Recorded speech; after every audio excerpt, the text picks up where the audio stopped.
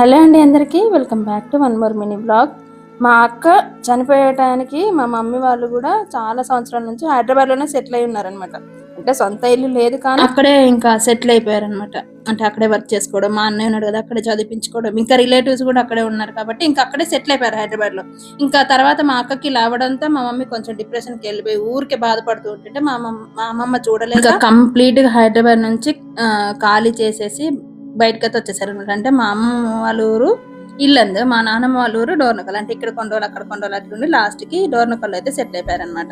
So అలా ఇంకా అక్కడ ఉండి కూడా మా డాడీ అక్కడే వర్క్ చేసుకోవడం అట్లా చేస్తూ ఉండగా మా మమ్మీ ఇంటి పక్కన ఇట్లా ఉంటారు కదా, ఒక్కడైనా అని అంటారు కదా, ఎంతైనా ఊర్లో వాళ్ళంటే వాళ్ళ ఇంట్లో జరిగే విషయాల కంటే కూడా పక్కన వాళ్ళ ఇంట్లో ఏం జరుగుతుందా అని ఫోకస్ ఎక్కువగా ఉంటుంది.